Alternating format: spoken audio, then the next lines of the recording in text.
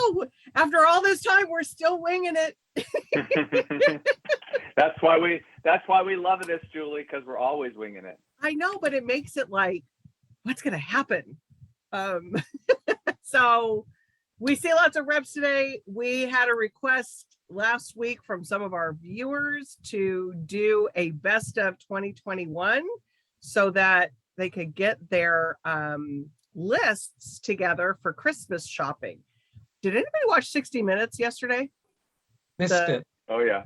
I mean, what's going on in the LA ports, and then it's crazy. That one guy who is actually being charged for storage for a product that he can't get because it's sitting in a that was sitting in a train yard in Chicago. In Chicago, yes. So it's all over the country. It was terrifying.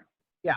And so we were just talking with Steve. Steve has some picks that he was going to do that were books from earlier, but we don't have stock of them. So that's the bummer with this whole thing that's going on is anyways.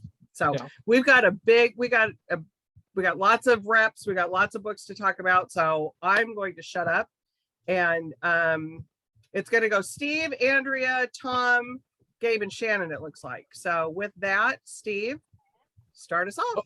Okay. Thanks, Julie. Let's see if this comes through. Yep. It's Colson Whitehead, and it's Harlem Shuffle. And it's just the latest of his continual brilliance. Two-time Pulitzer winner for Underground Railroad, The Nickel Boys. And this is different. It's a heist book, but it also has a lot of social relevance as it's set in Harlem in the 60s. And Colson is always so great with opening lines to his books. And Nickel Boys still sticks with me. Even in death, the boys were trouble. And this one has a great opening line as well. Ray Carney was only slightly bent when it came to being crooked. And Ray is a furniture dealer. This is starts in the late 50s, early 60s in Harlem. And he's just trying to make a living and improve his life for him and his family. And, to make a little extra money, he occasionally, from his cousin will take something that's been lifted from somewhere. He doesn't ask too many questions, but he has a jeweler downtown. He takes it there. So he makes a little money on the side. Well, his cousin gets him into huge trouble when he gets involved with really big racketeers in Harlem, and it becomes high stakes action. So again, I know I always want to call Harlem because I think you're thinking Harlan Coben. I'm doing that, yes, and it's Harlem Shuffle. So that's I think what I'm doing there in my ineptitude. But anyway, it's wonderful. He's funny. This one is funny where he hadn't gotten to do that in Underground Railroad and Nickel Boys. I know probably a lot of you out there came when Warwick's had him featured at the university, San Diego University. It's almost 2 years probably ago. And if you were there, you know how warm and funny and smart he is. And this book lives up to all those things. Yeah, it really is. And I think that he enjoys as much as deep of a writer as he is on other subjects. I think he also enjoys the levity that he can bring in. Yes. With something like this, you know? Absolutely. Yeah. Yay. Love that one. Okay. Andrea's next. And okay. Hi, Kim, you're with us. I'm going to share my screen. And because no one has this book, but Warwick's and a few other booksellers, because it's the hot commodity right now. It just won the 2021 Booker Prize. Damon Galgut's The Promise. This came out in April and has been simmering and cooking ever since. It's $25 hardcover. And this is from Europa Editions, one of our great literary translation. They do a lot of books in translation, this press. And so happy that this one, it comes on the heel of 2 other Booker Prize winners in the last 2 years, both from Grove. So pretty excited about that. And this is a beautiful novel based around 4 funerals that span about 30 years and all occurring in one family. And it's basically the dynamics between the siblings that all sort of come to a head when they attend their mother's funeral. And this is, it's just a staggering work of art. The reviews just came in very nicely for this book. And obviously the Booker Prize task force, all the judges agreed with the reviewers. And it's just nice to see that this one reviewer said there's a lot of very good novelists out there, but few exceptional ones. And Damon Galgut, excuse me, I wish I could say his name. Something's going on, Steve. I don't know what's going on, but I'm in the same boat as you. But it's just nice to see that this book is receiving all these accolades, and it's a great read. So if you haven't picked it up, pick it up from Warwick's. Give a call and reserve a copy, because I think there's just 2 or 3 in stock right now, with some more on order. We're waiting for some reprints, so which should be here at the beginning of December. But as we know, supply chain issues are a big deal right now. Okay. Okay, now let me see if I can get this off of The screen share off. Yeah, oh Lord, I'm sorry. Okay, let's see what I can. It's one of those It's at the days. top. At the top. It's at the top. Yeah, I know. I just I could can't. talk about Zoom apps. Well, while we're waiting, Beth, hi, she's on here. Beth says, wow, everyone's here. She has her paper and pen, and she's starting her shopping list right now. She says, bring it on. So Perfect. I love it. There we are. Thanks, Andrea. Sorry, guys. No worries. Okay, Tom, go. All right. So if you've been watching Tea Time for this whole year, you will remember that at the very beginning of the year, I was constantly talking about Mike Nichols. Mark Harris is it's contagious. Mark Harris is the author. Mike Nichols' A Life is the biography.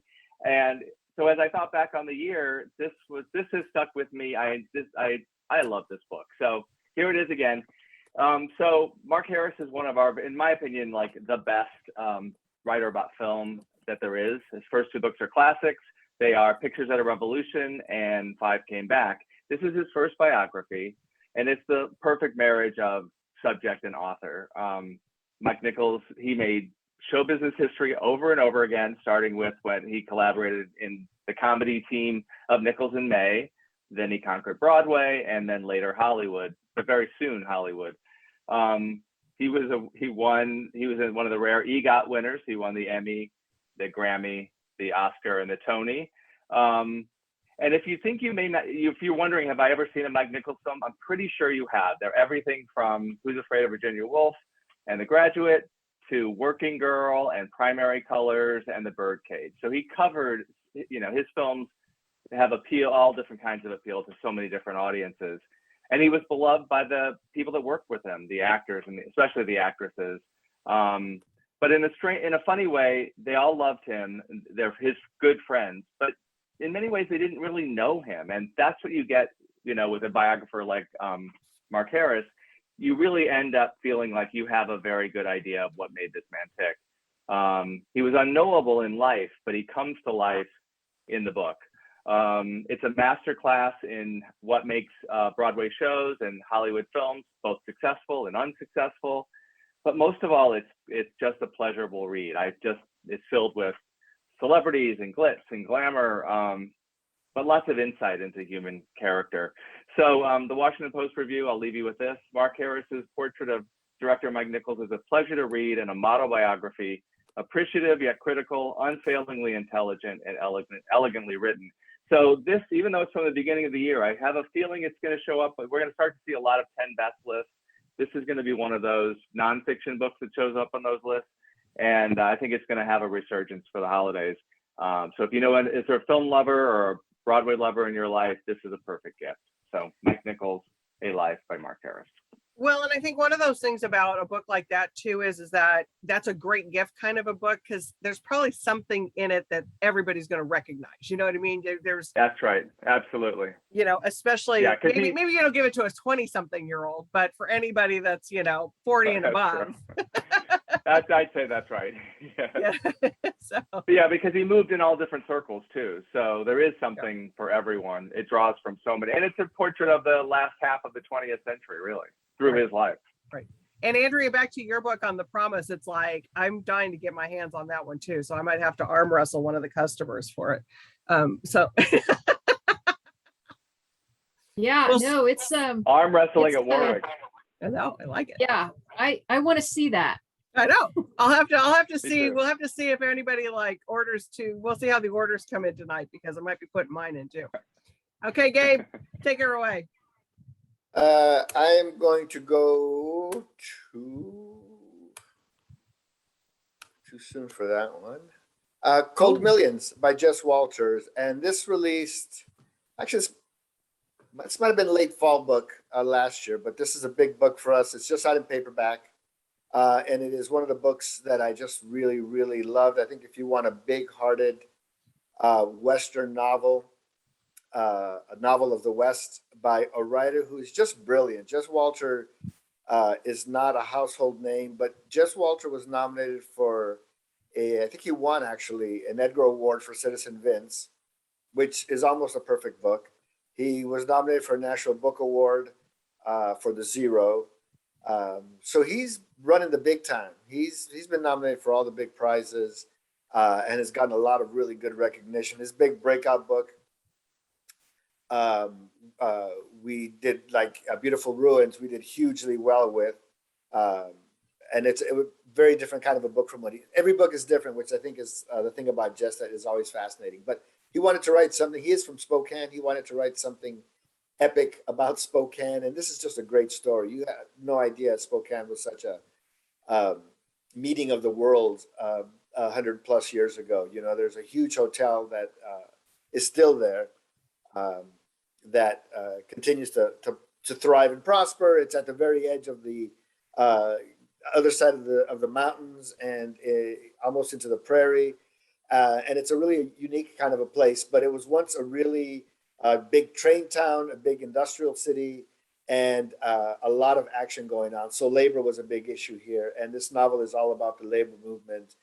There's a major female young woman who spoke out, who this novel is sort of loosely based on, and two brothers who are on either side of the labor argument. One is staunchly on one side, and the other one sort of starts creeping the other way. But really wonderful writing from a really wonderful writer.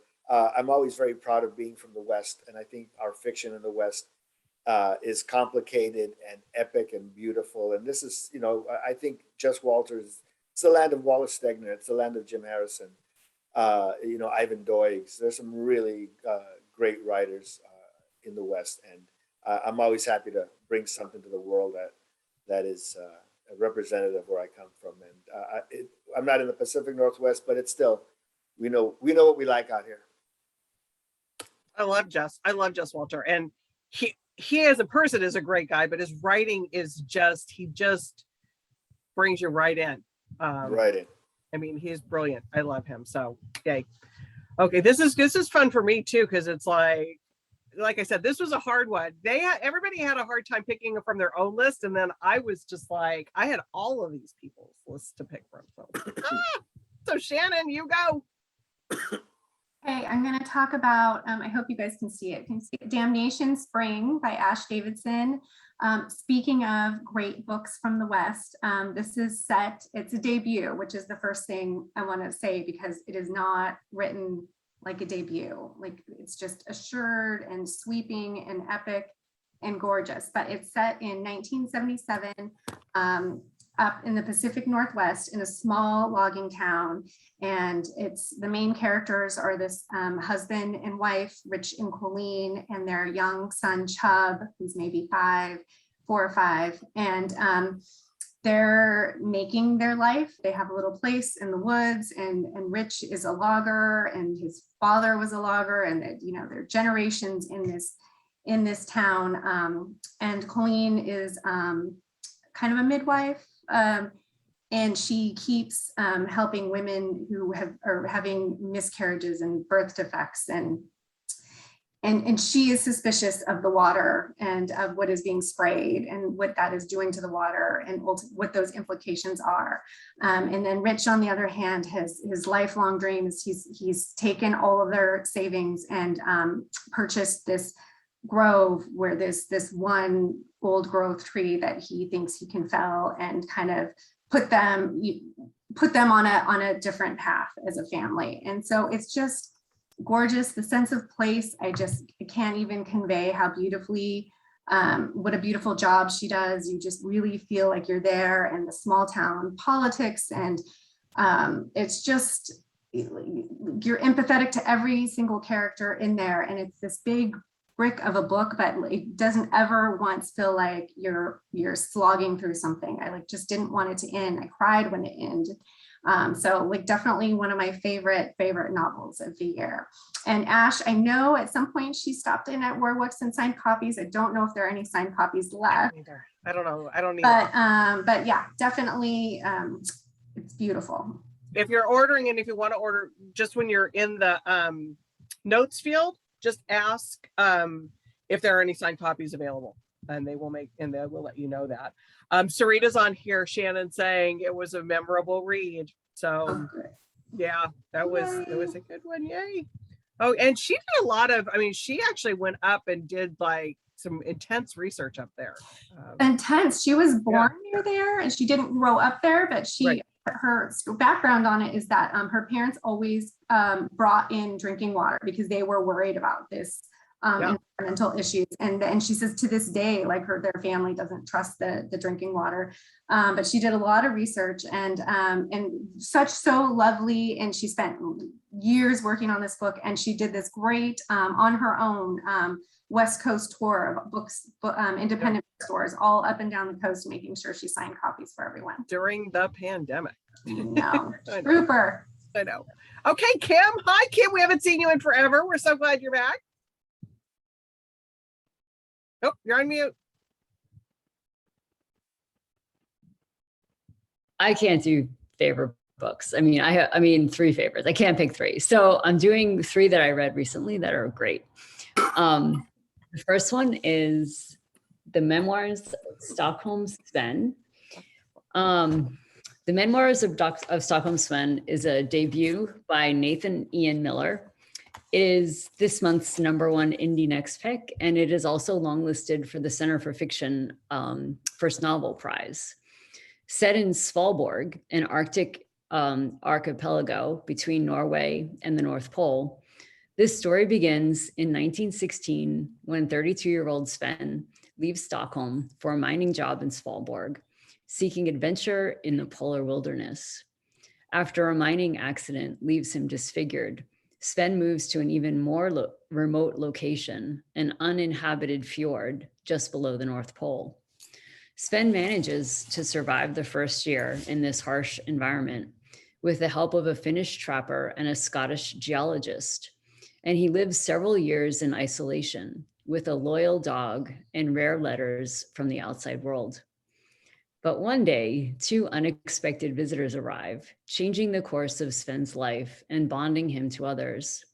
Filled with grit and humor, vivid descriptions, and stunning prose, this gripping and beautiful book is ultimately about friendship, reminding us that even in the most inhospitable conditions, we are not beyond the reach of love. It's so good. It's absolutely one of my, it wasn't one that I picked, but it is a favorite. I loved that book. Yeah, I did too. That was really good. Yeah. Okay, I'm going to go quick. Abundance. Oh yeah. One of my favorite books. It's not an easy read, but man, it's a good one. I'll give you a brief description of it here.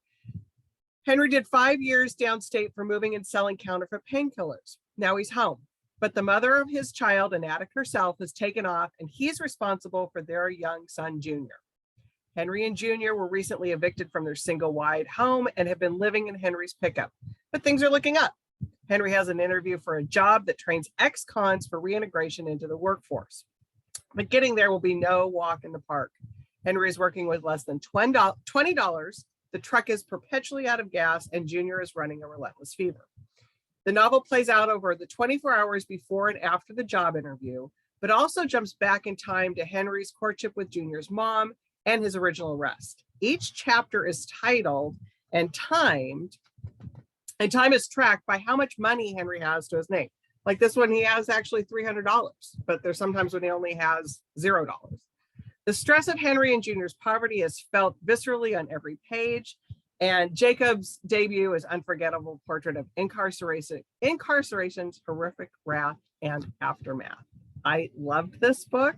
There's some at the store that say it's too hard, but I'm sorry. I think it's really good. So sometimes you have to read hard stories and empathy, and you know what I mean? So anyways, loved this book. So, and it actually was longlisted for, was it the Booker or the Pulitzer? Might have been the Pulitzer. Did they announce the Pulitzer recently? I don't know. It was longlisted for one of them, but he was really excited about it. So anyways, abundance. Okay, Steve. Gerard. Awesome. Okay, next up for me is a book that came out in the beginning of the year, The Liar's Dictionary. I don't know if you can see it. I'm having a terrible time with my screen here, but it's The Liar's Dictionary. Amanda will put it in the chat. Yeah, there we go. Ellie Williams. And this book came out in paperback just last week. So it's kind of a charming, very charming Revenge of the Nerds story that is just catnip for word geeks. And the story is basically this very kind of sad, shy Victorian lexicographer. He's on a team putting together this monumental, multi-volume crown jewel of the British Empire type dictionary. Okay, so he's kind of like, he's the oddball in the office, all right? And so he's invited to this after hours party at the British Museum. It's very decadent there. He's hiding alone behind some, I don't think they called it installation art in Victorian times, but that's what he's hiding behind. And he meets this beautiful young woman, and he's like, can talk to her like he's never been able to talk to a woman before, instant rapport. Well, no sooner has he found himself completely smitten with her than he learns that she is the fiancée of someone else on the dictionary team. And this person is rich and handsome and treats our hero with ridicule and disdain. So suffering from unrequited love and the mockery of his coworkers, he begins to make up words for the dictionary. And these words are not just any words, they're words that express his inner narrative. And he places them in the dictionary. Well, there's another story that is happening in the present decade. And it's a young woman, and she is the last remaining employee of this endeavor that was never completed. But her job is to help convert it to digital. And in that, part of that job is finding all the mount weasels. Those are the false entries that reference works used to safeguard against copyright infringement. But she keeps getting interrupted. There's a bomb threat. Some angry citizen who calls every morning, furious that the definition of marriage is being changed. So this is just really fun. It's delightful. You just love especially the guy who's the main character. And it's in paperback now.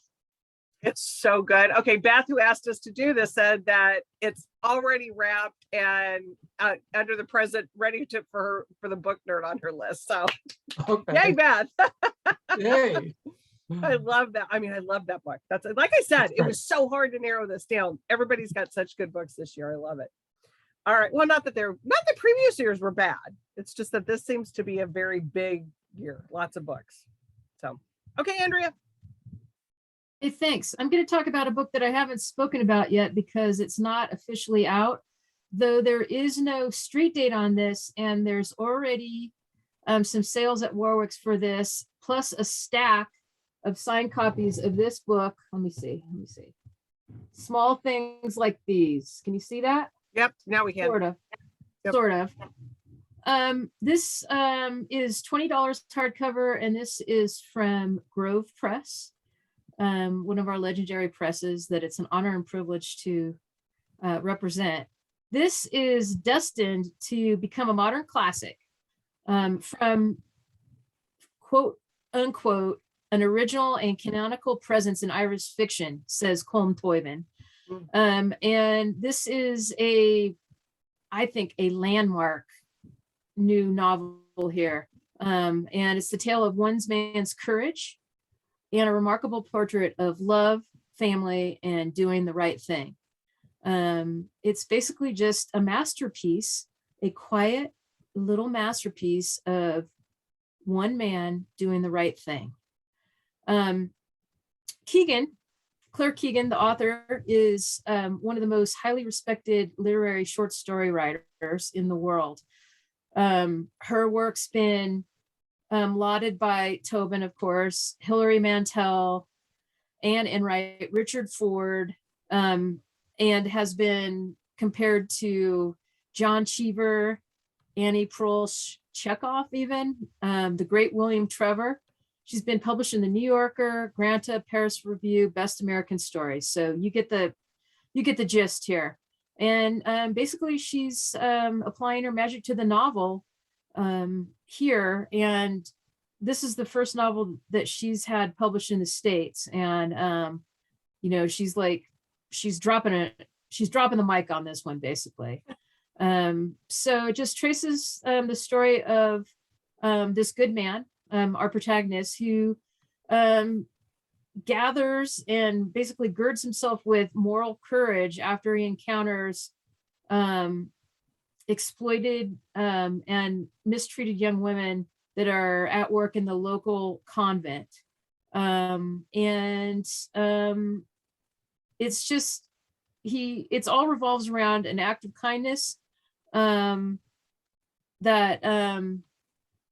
he, and like standing up for doing the right thing after he was shown kindness and generosity as a child. He was an orphan as well. So it's just really one of the most amazing pieces of literature that I've read in years. I think that, as I said, this is going to be a classic. It is also a great Christmas story. So this is just firing on all cylinders. And there are signed copies, a big stack of signed copies at Warwick's right now. And that book, the title, once again, is Small Things Like These. It's by Claire Keegan, and that's $20 hardcover. Sounds like it's going to be one of those books that's going to hit like the lists next year. Like, you know what I mean? That it's going to be on that. Yeah. Yeah. And, I think we're just going to sell a ton of these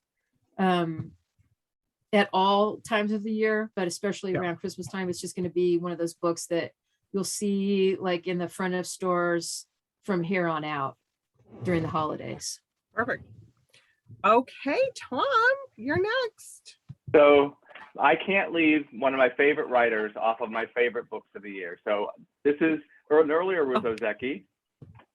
This is the last Ruth Ozeki and the brand new Ruth Ozeki, The Book of Form and Emptiness. I love the way she sees the world. I love the way she writes. She's a true original. She doesn't write like any other writer that I've read. And the new book is it's gorgeous. Her books make you both feel a lot and think a lot. And at the end of every one of her books, I feel more connected to the world. And also, she makes you feel smarter. She makes you think you understand things that there's no possible way you could truly understand, because she's dealing with very, high-level concepts, but it's very approachable. At the heart of the new book is there's a mother and a son, Annabelle and Benny, and they've just lost their husband and father suddenly. And they're struggling with their everyday existence. They're struggling with their relationship with each other. They're struggling with the world around them. Annabelle probably already had hoarding kind of instincts.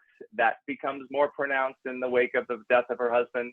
And Benny is starting to hear things around him talking to him. So forks and lamps and especially books. So it deals with mental illness in this way. And they find their way back to each other through, you know, through all the things that happen to them, but especially through books. It's a book I love. I also love. I almost always love books about books. If it's a book about books, I'm pretty much the perfect audience. And then this book is narrated by the book itself. It's narrated by Benny and Annabelle, but there are chapters narrated by the book. So it's got this very meta premise at the same time as this very real, you know, relationship that you're following. It's about libraries, it's about books, it's about the love of a mother for her son, it's about unrequited love. Benny falls in love at the library.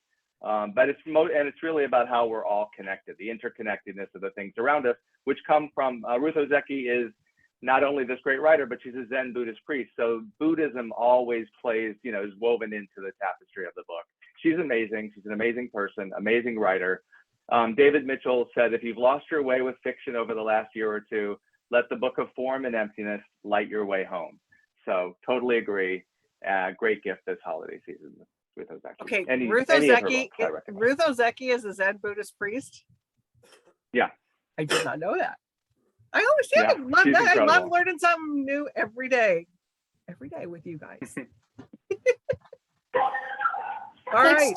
It's like still being at university, this job, let's face it. I know, it's awesome. Okay, this is just totally off on the side, but we hosted a children's author the other day, which we rarely do on the Zoom stuff just for a number of reasons. But I had no idea that the authors and the illustrators of children's books actually don't talk to each other. I never, ever knew that. Right. I always thought it was collaborative for some reason. Editorial. Very rare. Very rare. So showed my ignorance that day. I'll tell you what. That's okay, Gabe. Publishing 101, but whatever. Dude. Hey, shh, Gabe, come on now, be nice. Okay, go, Gabe. After parties. There I you talked go. about it before it was published. I talked about it when we published it. I talk about it at cocktail parties. If we would be having cocktail parties, I'd definitely be talking about it. Then, but it's a great new talent, Anthony Villasina So, who is a Cambodian American author, Californian roots, went to Stanford. Again, author of the West and writing some really amazing short stories. I grew up a fan of the short stories. I read a lot of short stories. My short story shelves are a lot at my house. I read a lot of short stories and I love them. And I loved every single story in this collection. Usually there's, 3-4 really good stories. Sometimes they sort of repeat themselves. None of that going on here. Every story stands on its own.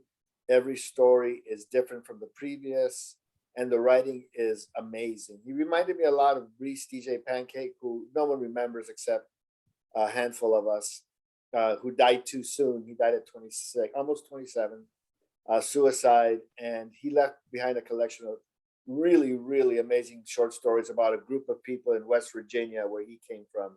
And these are people that were not written about normally, and he brought these people up into the forefront, and that's what Anthony does here.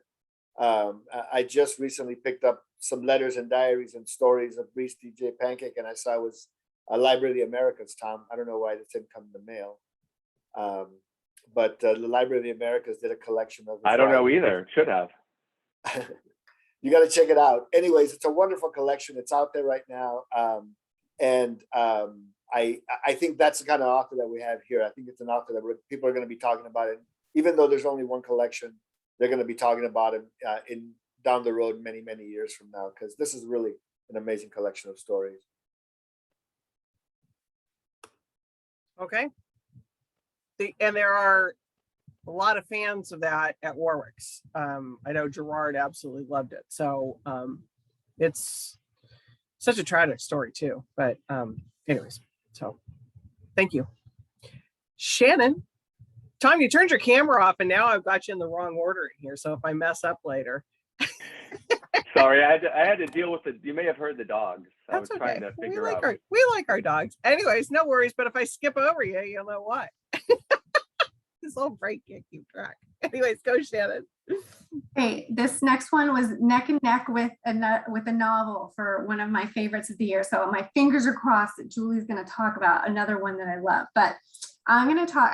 I feel like maybe I haven't talked about this on Warwick's yet. I don't think Ooh, so. I don't think you have. So Yeah, I Stanley love Tucci's, I can Taste: My Life Through Food. This came out, I want to say October 4th, October 5th. Warwick's might actually be out of stock, but rest assured, Adrian has some coming with the next reprint that's due any moment now.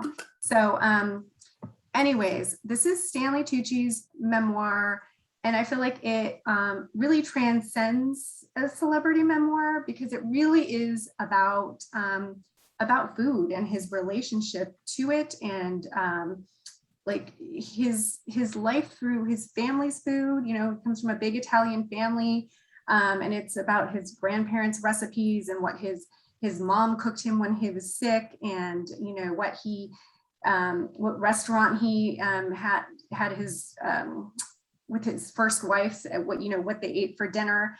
And it's just charming and warm and tender, and also like just witty and fun. And I just feel like it's the thing I missed most about during the pandemic was like eating out and eating with friends and all of those shared meals and experiences. And like, that's just like what this is, wrapped up in a big like Stanley Tucci hug. I don't even know how else to put it, but it's just delightful. And I feel like it's the perfect gift. I can't think of anyone who would not want to read it and spend time with Stanley. If you've watched his CNN show, then you already know, but this is just like that on steroids. So it's just, like buy a stack and then give them to everybody for Christmas. I feel like that is what you need to do. Because that I think is like Tom's book about Mike Nichols. It's that same sort of, because Stanley Tucci is just an American treasure. I mean, every movie that he's been in, he just is one of those people that everybody loves. So I know it's hard to probably give it as a gift, but doesn't he narrate the book too?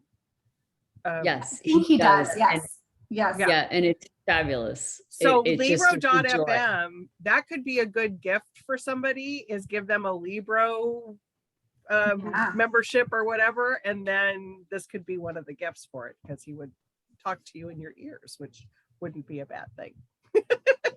Not bad at all. Bad at all.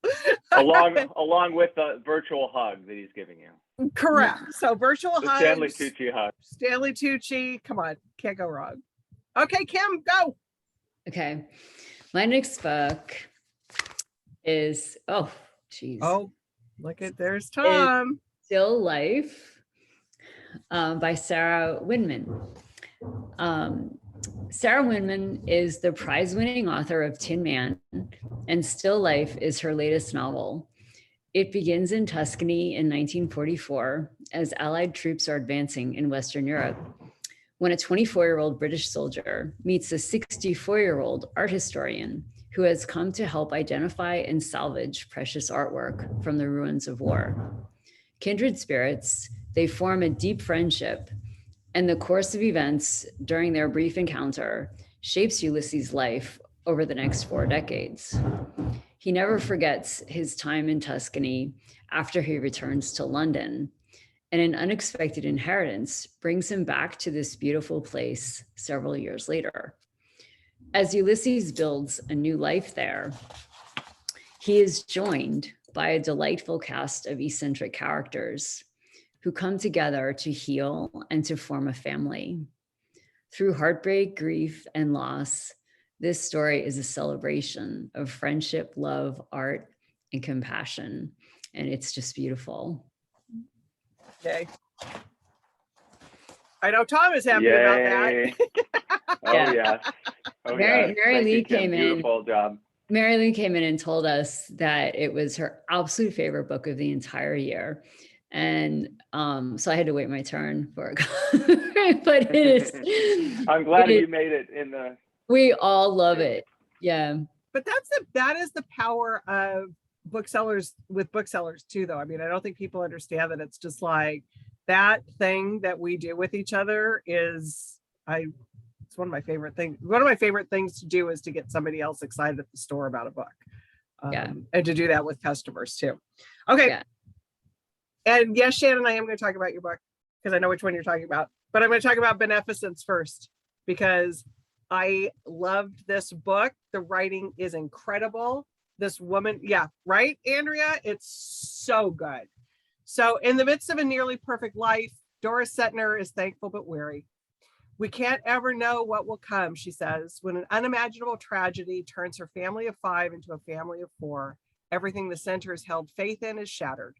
So the family must find their way to forgiveness of themselves and each other. The writing, I can't even describe the writing of this and the authenticity of this. And it's a book lover's book. That's all I'm just going to say about it. So every book club will love this book. Tammy read it at the store. She loved it. Okay, somebody else was at the store. So anyways, Beneficence by Meredith Hall. Buy it. It's excellent. You're so right about the book group interests. And it's just, they did such a beautiful, David R. Godine, the publisher, did such a beautiful job on the paperback package. So I loved the hardcover, but I understand that might not have had quite the popular appeal that this will. This really captures the essence of it. So yeah, easy to pick up. It looks great. Yeah, it's a good one. It's so good. Oh, okay. All right, lightning round, but we're never really very good at that lightning round, so let's just call it round 3. Well, in my case, this should be the lightning round because the book is The Anomaly. I loved that book too. I cannot get this clear. There, that's the best I could do. There it is. And lightning is actually involved in the plot. So, all right, I'll try to do my best. And this is a trade paperback original. It comes out next week. All right. I'll try to do my best, Rod Serling, if I can. Imagine, if you will, you're on a flight from Paris to New York when the plane goes through a storm so violent that everyone on the plane, including the pilot, is certain they are going to die. Only you don't die. The plane pulls out of the storm and lands in New York, only to find out that the exact plane you are on with the same passengers and crew landed 3 months earlier. All right, that was a horrible. It was a great note. Bravo. That was a great. Excellent, Rod Serling. But the book is just terrific. So the plane lands. And they find out that the plane landed 3 months earlier. And the first thing that happens is they're all put in isolation because this is just too weird. Then they begin to find out that their other person, their other self, has been living their life for 3 more months, and they begin to meet each other. So you begin to meet your 3-month future self, who has changed. 3 months is a lot, and a person can change a lot in 3 months. So it is just this really trippy, mind-bending novel. It's got an ending that'll leave you going, what? The ending is, but it's one of those things, like, as trippy as it is, though, it's really not, I mean, you're reading it and it's all very plausible as you're reading it. It's like, it's not as far-fetched as it sounds. Even though the premise obviously is very far-fetched, but it reads really, I don't know. I was telling Steve earlier, some of the women that I'm in this blurbing group with, it's one of our favorite books. It's so good. Yeah, it's great. I loved it. I think that, I mean, it's so believable. It makes you think that it's completely conceivable how it's set up, and so it's pretty eerie in that Right. regard. But the writing's excellent, and the character development is fantastic. It's a great book. It's great. It's great. Love it. Thank you, Okay. Steve. You're welcome. Okay, I lost track of where we're at because everybody's in a different spot now. It's like Hollywood Squares just like reshuffled on me, but I think Andrea's next. Yep. Gonna share the screen here. And I wanted to do at least one gifty book since we are moving into the holiday season. So let's talk about Waves and Beaches. This is an update of a classic from Willard Bascom. His friend Kim McCoy,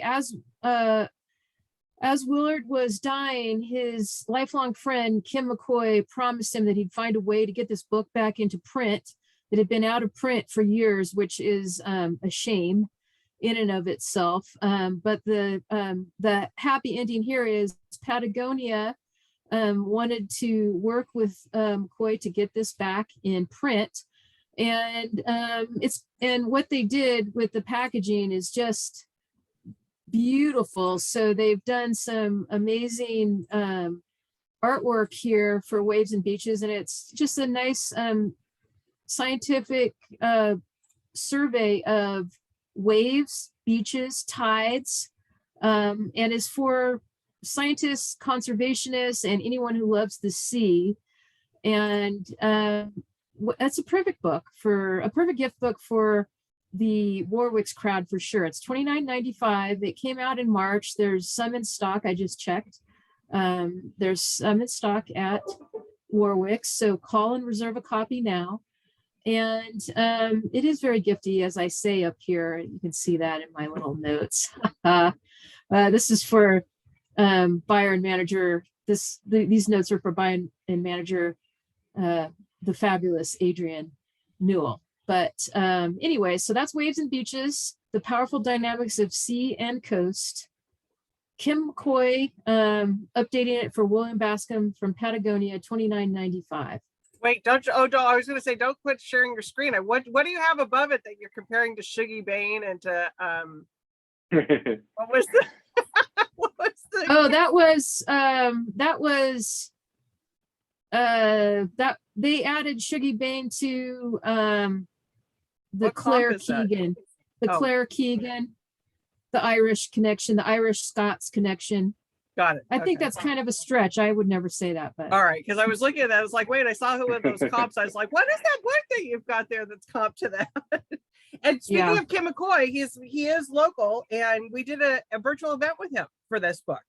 So Excellent. you can go either to our YouTube channel or to Facebook and scroll through and find the event that we did with him on this. Fascinating, really good information. So there we go. excellent. Okay, I believe it's Tom that's next. It is Tom. Yep. So Kim, thank you so much for talking so brilliantly about still life. And what I love about what I do, what we all do, is that Mary Lee was the one that told me too, because I had read the first 50 pages, probably liked what I read. And then she, just a couple months ago, she said, I'm loving this book so much. I think it's my favorite book of the year. And I thought, I got to go back to that book. And I'm so glad I did. So it's all due to Warwick's and the booksellers there that I can't stop talking about it. I love this book so much. It is, so you have the relationship between the soldier and the art historian, which lasts a lifetime. And then when the soldier goes back to England, to the pub where he hangs out, this cast of characters you just immediately fall in love with. And then he eventually brings them all to Florence, which I loved, and because you don't want to ever leave the presence of these characters. I don't know how she did it. I mean, I think she's a former actress, so Tana French is also a former actress. So I think there's something to that if they can harness what they know about character and when they create their characters. And she wrote it. I've watched an interview with her after finishing it. She wrote it kind of in response to the times we've been living in since 2016, and she wanted to write a book about joy and celebration and happiness. And I'm so glad she did, because it brought all those things to me. I mean, it's the most joyous book I can remember reading. Satisfying in every way. There's a parrot. The parrot is also an unforgettable character. If you love Room with a View, there's Forster's there, and if you love Florence, you got to read this book. I will basically everybody needs to buy this book. I will keep pressing it on you, so just go ahead, buy it. Get it now. Exactly. It's the current Good Morning America pick for November. So I think she still comes on later in the month to talk about it. What else to say? Oh, I know. Buy it with the Stanley Tucci book. Can you imagine a better gift? The Gift of Italy. Perfect. Stanley Tucci and Sarah Winman's Still Life. Wrap them up. Give them. You won't be disappointed. Whoever you're giving it to will be so happy you did. So I will. This isn't the last time I'm talking about Still Life. I guarantee it. Still Life by Sarah Winman. Perfect. Well, we cannot hear about it too much. And Amanda put into our comment section the rewatch. So the link is there for our YouTube thing with Kim McCoy. So there you go. Okay, excellent. And Thank I heard you. that Sarah did a good event there might be something online somewhere. Sarah did an event with Rakestraw, who's one of our bookstores up in Northern California. So people might be able to go out there and see her. Right. She did that with the author of The Postmistress. What's her, and then and who has a more recent book. I can't remember her name, but it was a really good conversation. Yeah, I like Helen McDonald. Helen. No, I'll look it up. Oh, Kate Quinn. No, Postmistress. Never mind. I'm gonna quit playing guessing games. Shannon. No, Gabe. See, you guys all switched around. It's actually Gabe's turn. But you're on mute. We can't hear you. I was just testing you. 2 years of this, I still can't. Am I on mute? Us too. Hello. Are you Sorry there? about that. I should be better. There you go. So I'm sorry, I have to run. So I'm going to present this in a flash and move on. Because I just talked about this book a couple of weeks ago, probably just out again. But you know what? You can't say enough about one of the greatest American writers of all time. I think Louise Erdrich is definitely in the pantheon of that world. As I seemed like my theme obviously was authors of the West. I consider the Dakotas the West very much so. And Louise has this very great gift of storytelling, and she writes these great characters. And she does it again with The Sentence. She just came off the Pulitzer Prize with her last book, The Night Watchman, and she is writing. She came out. I don't think she's ever come out with a book this quickly, back to back, as like she's done here. And she writes a terrific novel here. The Sentence is all about words and books. It's set in a bookstore that is populated by Native American women who run the store. The store is haunted for about a year and a half. It's being haunted, and sadly, of course, this doesn't have, but the worst customer in the world is the person who's haunting the store, and the newest young book clerk who just came out of jail is the book clerk on duty who decides to take it upon herself to see what's up with this haunting. So again, wonderful characters, great amount of warmth and humor, and excellent writing from Louise Erdrich. And I could go on and on and on and on, but her work speaks for itself. Her myriad of prizes. She won an NBCC, the National Book Critics Circle Award, for her first novel. It was the first time I met Louise back in like 1984, 85, 86. So she's been a prize winner from her very first book, major literary prize winner. And I just encourage you to read anything you can. But this is out, it's hot. Be the first person on the block to have read the new Louise Erdrich. And doesn't Louise have a book? Doesn't she own a bookstore or part of a bookstore? She owns a bookstore. Yes, I'm sorry, Yeah. Birch Park Books, and it's sort of set around that. Yeah. Her bookstore. She's been a bookseller for a long, like 20 years. She's had that bookstore for a long time in Minneapolis, Minnesota. So it's a place that people go to. And if anybody's not read Louise yet, they need to just start, pick one up, pick this one up, pick something up, and you will become a fan. Yeah, you will become a fan. Gabe, I know you probably need to go. Thank you. Thank you. Thanks, everybody. I'll see everybody care. next week. Okay. Thanks, Gabe. Bye. Thanks for coming in. Okay, Shannon, now are you up? I think so. Sounds And like I'm a 3 times. huge Louise Erdrich fan too. She's like a national treasure. I fully Yep. agree. Okay, so Cloud Cuckoo Land. I could not talk about this book. I know, Julie, it's so good. Yep. It's yeah. Okay, here, right. Let's have three I know. times We all love. just- Sorry, everybody else. It's like I wish I had my copy. I would be holding it up, but I just feel like a book comes along, it does not happen every year. I feel like this is like an every 5-year that something crosses my path that I love so much and that leaves such an impression on me. And like that I want to literally put it in the hands of everyone I know and make read. But and I feel like you've all heard me talk about this before because we all have talked about this before, but it's brilliant. It's set in this during the siege of Constantinople in present day Idaho, and in a spaceship in the future, and only Anthony Doerr can connect the dots through a few pages of manuscript and how it affects everybody through all that time. And it's a testament to books and libraries and storytelling, and it's just everything. And after I got to see him speak at with Warwicks, I just love it even more. I love him even more. He's brilliant. Yeah, what else can I say? We didn't record that event because there's something about live author events are sort of like they're almost like being in a play. It's being in that moment with that author, but there are certain ones that I wish I had a recording of because that was mind-blowing what he did at our event. I mean, it felt so special, and right? I had no idea where he was going with it or how he would even do that, and I was just and he talked for like 45 minutes and just like wove this story. It was incredible. As much as the book is incredible, his presentation. So if you ever have the chance, I don't know if there's something online that he's done that people can go out and find. But if you get a chance to see him, do it. He's incredible. The book's incredible. So yay. Love that one. That was another one. I was like, Paper Palace, Secret of Happiness. There were so many that I just, All right, Kim, what's your last choice? Don't forget to unmute.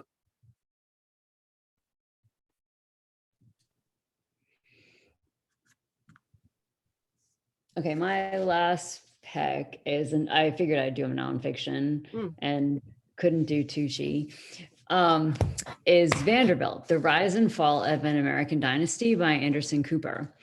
CNN news anchor Anderson Cooper is the son of Gloria Vanderbilt and a descendant of Cornelius Vanderbilt, the railroad magnate. In his new book, Vanderbilt, The Rise and Fall of an American Dynasty, Cooper tells the story of his ancestors in America, tracing them back to a Dutch indentured servant who arrived in New York City in 1650. Cornelius Vanderbilt was born in 1774, and he made money ferrying supplies to the British military during the War of 1812 when he was 18. He went on to build railroads throughout North America and left behind a $100 million inheritance to his son, William, who further grew the family fortune. After William, it becomes the story of the greatest fortune ever squandered and a juicy portrait of wealth and excess during the Gilded Age and beyond. Cooper includes in-depth portraits of Vanderbilt women, including his mother's traumatic childhood and her out-of-control spending and dysfunctional relationships as an adult. Meticulously researched and with deep emotional insight, this is a fascinating chronicle of a legendary American dynasty. So good. Who doesn't want to read about Anderson Cooper anyways? Well, and also if you listen to books, he reads it and he's great. Oh, does he? Mm, Oh, yeah. I love it. Yeah.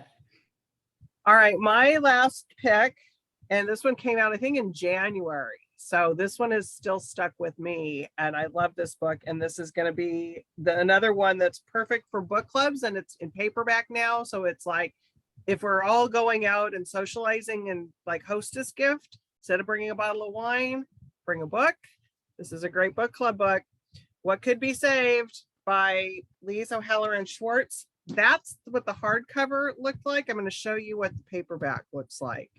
If I can do this share screen thing, which I'm not ever very good at. That's what the paperback looks like. I'm going to ruin the story because sometimes I'm good at doing these and sometimes I'm not. But this one, this is Shannon. You can help me too. I loved this book. It takes place in 2 time periods: 2019, 1970, 2019 Washington D.C., 1972 Bangkok. So the family is a diplomatic family that moves to Bangkok in the 70s, and their brother, I'm not giving anything away because I think this happens pretty much right at the beginning. Their brother disappears in 1972. So the family goes back in Bangkok. So the family goes back to Washington, D.C., lives their life. Well, 40 years later, one of the sisters gets a call that says that her brother's living in this house. So they're not sure is that really her brother? Is it, should they believe this? So she leaves her life and goes to Bangkok to see if this truly is her brother. So it's got all of these family dynamics and characters and, deals with Alzheimer's, memory issue. I mean, just all kinds of things. What 1972 Bangkok was like, what the world was like in 1972 with Vietnam in the background. I mean, she tackles all these subjects in a way that just is brilliant. And I loved this book. Shannon, what else can we say about it? I agree with everything you said. I know it's one of Adrian's favorites too. Right. It really has stuck with me. And I think one of my favorite things about it is that it's a very literary book, but it's meticulously plotted. So it's like this fast-paced mystery as well. Like it's a page turner. Right. The setting of 1972 Bangkok is just fascinating. And her descriptions are just, I mean, you are there. And it is, and your heart is just like in your throat because it's like, oh my God. So while he disappears and it's horrible, but there's not like these graphic things that you she does just a fabulous job. She does a fabulous job with this book. So is it a first novel? I don't think it is. It's not, but it's been a long time since her previous one. And her first novel was Near Canaan. And then she wrote The Possible World too. But it's just so good. But that's the wrong cover now. So don't look for that one. Look for the pink cover. Amanda, we're going to invite you on quickly you wanted to talk about, we got one of them you want to talk about? I'll go through 3 really, really quickly. Yes, this book is just stupidly brilliant and it makes me mad how good it is. So it's for everybody who loves books. And then this was one that came out earlier in the year that I'm afraid got a little bit swallowed up. But I know Kim liked it as well. That was on my short list of books to talk about. So yay. Yeah, it's so wonderful. Gold Diggers. Let me see here.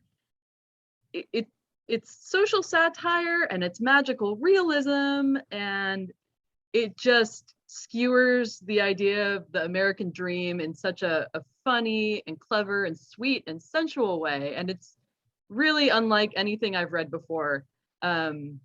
Celeste Ng, she said, it's a perfect alchemical blend of familiar and dizzyingly original, fiercely funny, deeply wise. It's really good.